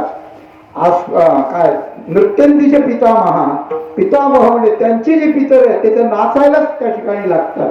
पितामहा का एकमेकाला सांगतात मधवंशी वैष्णव, माझ्या वंशामध्ये वैष्णव जन्माला आलाय. तुम्हाला माहितीये का एक महापुरुष जन्माला आलाय, एक वारकरी जन्माला आलाय, वैष्णव जन्माला आलाय असं ते सांगतात. सनस्त्राता भविष्यती म्हणजे आमचा त्राता होणार अशी गोष्ट आहे. दशरथ महाराजांनी वसिष्ठांना सांगितलं होतं की मी पिंड देतो आहे, पण त्या पिंडावर माझ्या डोळ्यातलं पाणी पडतंय आणि ते घेताना माझे पितर त्यांच्या डोळ्यातलं पाणी गाळत गाळत त्या पाण्यात भिजवून ते पिंड खात आहेत. म्हणजे आता एवढेच पिंड आम्हाला त्या दशरथाला संपलं की आमचं संपलं. म्हणजे रामचंद्रांच्या जन्माच्या शक्यतेच्या अगोदरची गोष्ट. तर आपण सगळं करायला लागलो म्हणजे पितरांना अगोदर बढती मिळते, त्याला घृतकुल्या रोज पक्वान्न खायला मिळतात. हा गीता प्रेसच्या या मासिकात अशा अशा घटना आलेल्या आहेत काही की पितरांनी येऊन सांगितलेलं की आम्हाला तुम्ही हे करायला लागल्यापासून आम्हाला हे मिळायला लागलेलं असे उदाहरण. तर तात्पर्य अशा प्रकारचं आहे की या सगळ्यांना आनंद होतो आणि पितरांना आनंद दिला म्हणजे आपण जे सत्कर्म केलं त्या सत्कर्माचं फळ आपल्यापर्यंत बिनबोभाट येतं, नाहीतरी येत नाही अशी गोष्ट. आपलं केलेलं कर्म देवाकडे जाताना पितरांच्या मार्फत जातं आणि त्याचं फळ सकाम असेल तर अर्थात पितराकडून आपल्याला त्या ठिकाणी येतं. म्हणजे सर्वतोपरी शास्त्राच्या वचनात एक वाक्यता अशा प्रकारची आहे की श्राद्ध, पक्ष, पिंडप्रदान, गया श्राद्ध वगैरे हे सगळं आपण आपल्या कुवतीप्रमाणे आपल्याला जेवढं होईल तेवढं परिस्थिती जशी असेल तशी शास्त्रानं सांगितल्याप्रमाणे आपण त्या ठिकाणी करावं. त्याप्रमाणे मी हे सांगत होतो की ही एक प्रकारची श्रद्धांजली वाहताना किंवा यांची आईसाहेबांची मातोश्रींची 8वी पुण्यतिथी साजरी करताना आपण जे याबद्दल बोलत आहोत, ऐकत आहोत, त्याला साथ संगत करीत आहोत, हे सगळं की सगळं त्यांना त्या ठिकाणी पावतं, त्यांची त्यातून प्रसन्नता त्या ठिकाणी होते. एक गोष्ट. दुसरी गोष्ट, आईची वडिलांची सेवा केली की परमात्मा त्याची सेवा न करता प्रसन्न होतो. तिसरी गोष्ट, संतांना माऊलीची उपमा तुकाराम महाराजांनी दिल्यामुळे सगळे संत आणि त्या ठिकाणी खुश होतात, प्रसन्न होतात. आणि चौथी गोष्ट, जे आपण सगळे बसलो आहोत या सगळ्यांनाच आई बाप कुणाचे गेले कुणाचे आहेत तर त्यांच्याविषयी आपण काय केलं पाहिजे याबद्दल तुकाराम महाराजांच्या या बोलण्याचा आदर्श मिळतो. म्हणून सर्वंकष आणि सर्वांगीणरित्या या तुकाराम महाराजांच्या या वचनाला फार महत्व अशा प्रकारचं आहे. आपण आपल्या सर्वांच्याकडून आई वडिलांची सेवा घडावी, त्यांची प्रसन्नता व्हावी, त्यांच्या प्रसन्नतेतून आपल्याला सद्बुद्धी निर्माण व्हावी, त्यातून आपल्याला ग्रंथाच्या मंदिराची, संतांच्या मंदिराची, देवतेच्या मंदिराची आणि देव संत ग्रंथांची सेवा आपल्याकडून त्या ठिकाणी घडावी आणि सगळ्यांचं कल्याण जे आई आपण पोटात असल्यापासून वाहत होते चित्तात ते कल्याण तिच्या म्हणण्याप्रमाणे भगवंताकडून आणि संताकडून का होईना किंवा आपल्या कृतीनं होईना आपलं सर्वांचं कल्याण अशा प्रकारचं व्हावं. हा आई वडिलांचा उद्देश, हा या कीर्तन सेवेचा उद्देश आणि या गाथा मंदिराचा उद्देश. तुकाराम महाराजांच्या वैकुंठ गमनाच्या निमित्तानं जरी हा उत्सव असला तरी त्या उत्सवातच उत्सव म्हणजे आई साहेबांनी अशी वेळ काढली की वेगळं काही करायची गरज असते, त्यातच ते अशा प्रकारचं होऊन जावं. त्याप्रमाणे ही सेवा आपल्याकडे आली, महाराजांनी त्या ठिकाणी दिली. आपला भावाचा झाला असा तसं समजून आपण थोडस भजन करू आणि राहिलेल्या 2-5 मिनिटात आपण सेवा संपवू.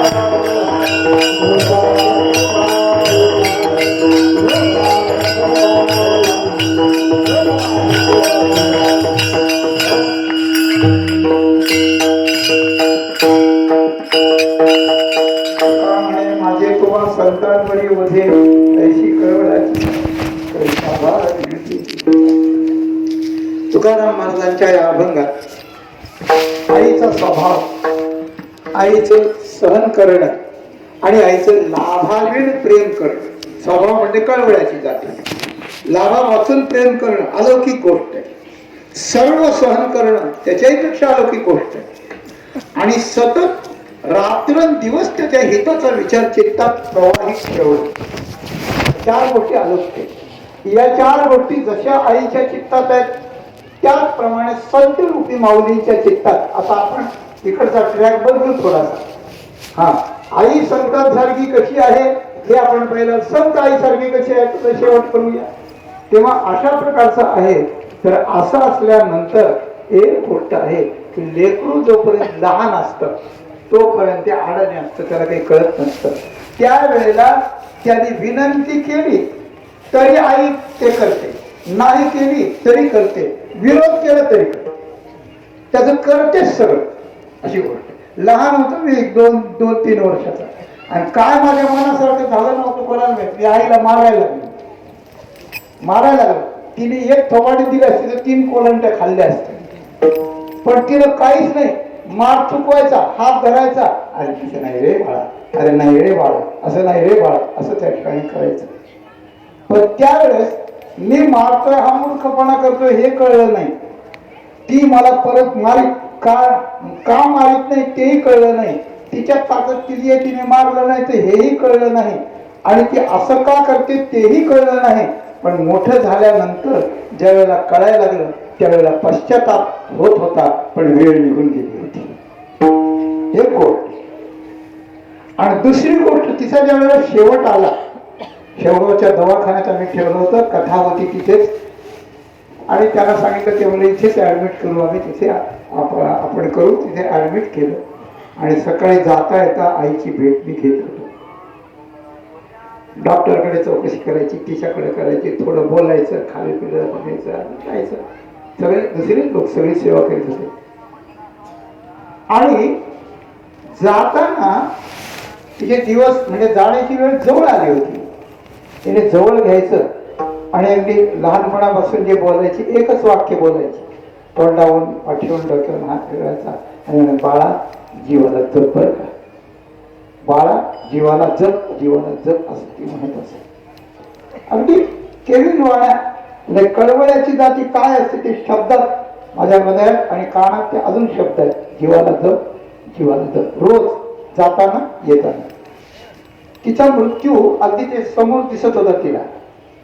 काही क्षणावर काही तासावर मरण आलं होतं. आणि माणसाला सगळ्यात मरणाचं भय वाटत असतं. पण मरणाचं भय वाटत असताना आणि मरण जवळ आलेलं असताना स्वतःचा विचार काहीच करायचा नाही. आणि धड धाकड चांगलं त्या ठिकाणी कद्दूची कद्दू असलेल्या पोराला म्हणायचं तू तुझ्या जीवाला जप. हे काय आहे? याच नाव आहे लाभावी प्रीती. आई गेली पण ती स्मृती मात्र कायम राहिली. अशी गोष्ट आहे. कसा स्वभाव देव अशा प्रकारच्या व्यक्तीमध्ये ओतीत असतो आणि तो आपल्याकरता ओतीत असतो.